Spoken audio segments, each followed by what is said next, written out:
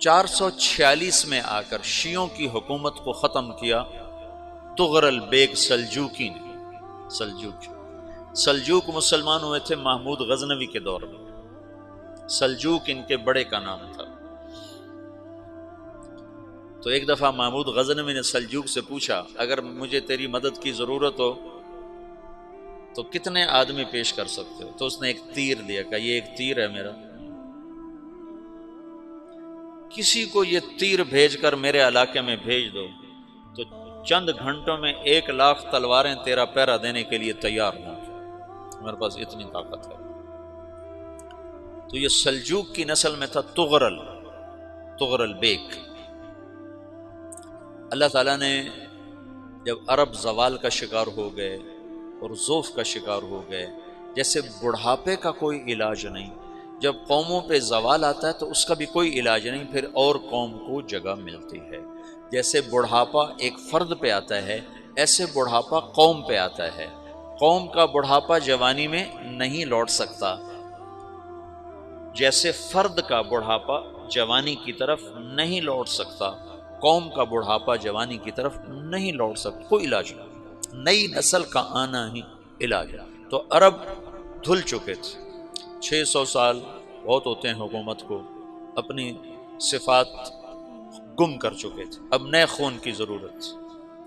Tughril bag پہلا شخص تھا جس نے آ کر اہل سنت والجماعت کو استحکام بخشا، شیعوں کی حکومت کو ختم کیا، بغداد سے، شام سے، ان سارے علاقوں سے۔ صلاح الدین ایوبی نے اسماعیلی شیعہ کی حکومت کو ختم کیا، مصر۔ العاضد ان کا آخری خلیفہ تھا۔ صلاح الدین ایوبی نور الدین زنگی رحمۃ اللہ علیہ کا پروردہ تھا، اس کا دوست تھا، اس کے دوست بھی تھا، بچہ بھی تھا اس کے سامنے، زیادہ لکھنے پڑھنے کا شوق تھا۔ پھر اللہ تعالیٰ نے اس سے کام لیا اور اس کو مصر کا گورنر بنا کے بھیجا، مصر کی مدد کے لیے بھیجا۔ تو وہاں اس نے صلاح الدین ایوبی نے وہاں ختم کیا، تغرل بیگ نے یہاں ختم کیا۔ تو پھر سلجوک جو تھے نا یہ اقتدار میں آئے، ادھر ختم ہو گئی سلطنت بنو عباس کی، مصر ایک چھوٹی سی ترکوں کی سلطنت۔ تو اللہ تعالیٰ پھر مرکزیت کے لیے ایک نظام چلایا، دو لشکر آپس میں لڑ رہے ہیں ایک میدان میں، ایک جنگلی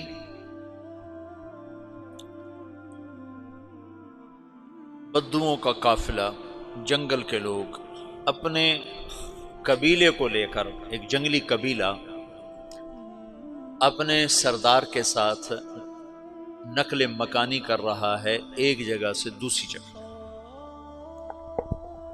اللہ کا نظام کہ یہ لوگ چلتے چلتے چلتے اس وادی میں پہنچ گئے جہاں جنگ ہو رہی ہے، دو لشکر آپس میں لڑ رہے ہیں۔ جب یہ وہاں پہنچتے ہیں تو ایک لشکر کے قدم اکھڑ رہے ہیں اور دوسرا غالب آ رہا ہے۔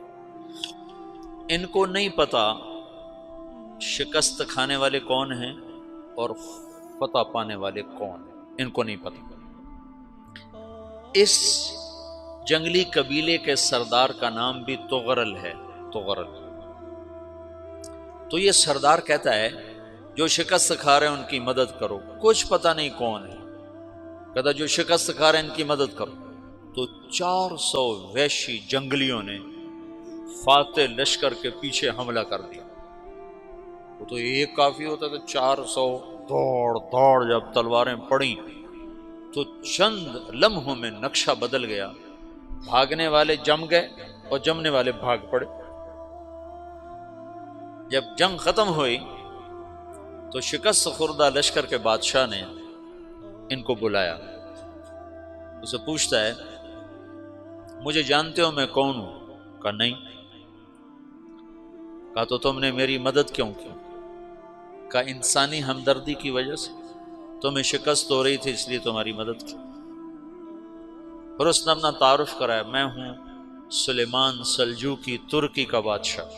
مسلمانوں کا لشکر تھا اور تاتاریوں سے شکست کھا رہا تھا، تاتاری فتح پا رہے تھے، مسلمان شکست کھا رہے تھے۔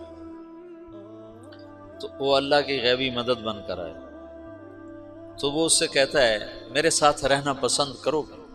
تم نے میرے اوپر احسان کیا ہے، میں اس کا بدلہ دینا چاہتا ہوں، میرے ساتھ رہنا پسند کرو گے؟ کہنے کا کر لوں گا۔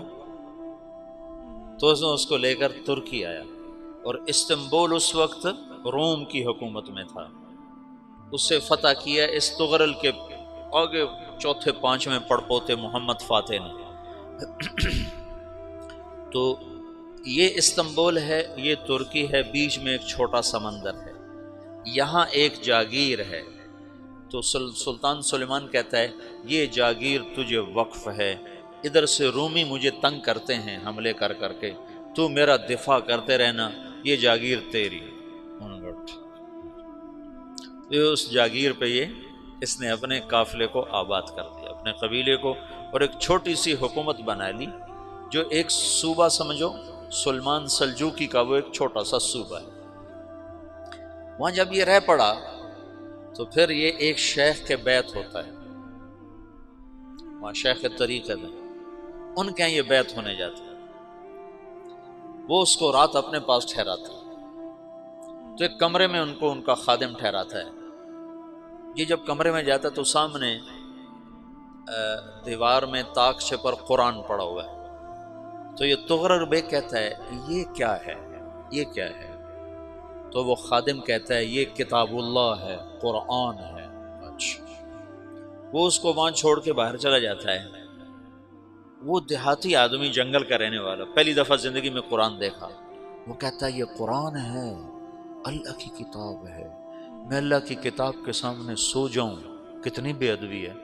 تو اس نے ایسے قرآن اٹھایا اور سر پہ رکھ لیا اور کھڑا ہو گیا، ساری رات قرآن سر پہ رکھ کے کھڑا رہا۔ رات کے پچھلے پہر اس کو خواب آیا، کھڑے کھڑے اس نے دیکھا کہ اس کی پشت سے ایک چاند نکلا اور شیخ کی بیٹی کے سینے میں جا کے اتر گیا۔ پھر اس لڑکی کے سینے سے ایک درخت نکلا جو پھیلتے پھیلتے پھیلتے 3 بر اعظم پہ چھا گیا، افریقہ پر، یورپ پر، ایشیا پر۔ پھر اس کی آنکھ کھل گئی، وہ کھڑا ہوا ہے، تو اس نے صبح یہ خواب اپنے شیخ کو سنایا، تو انہوں نے اپنی بیٹی اس کے نکاح میں دے دی۔ اس بیٹی سے ایک بچہ پیدا ہوا، تغرل بیگ نے اس کا نام رکھا عثمان، عثمانی ترک نام سنا ہوا، جو میں نے کل بتایا تھا کہ 1924 میں وہ خلافت ختم ہوئی۔ تو ایک بیٹا پیدا ہوا عثمان۔ عثمان نے پھر ایک نئی اسلامی حکومت کی بنیاد رکھی جو 1924 تک چلتی رہی، کوئی 800 سال یہ حکومت چلی۔ تو حکومت کا شیرازہ بکھرا، لیکن پھر جڑ جاتا تھا، پر وہ قرن اول والا جوڑ کبھی نہ پیدا ہوا، ٹکڑے بن گئے۔ ان ٹکڑوں میں اللہ لوگ پیدا کرتا رہا جو دعوت دیتے رہے، دعوت زندہ رہی۔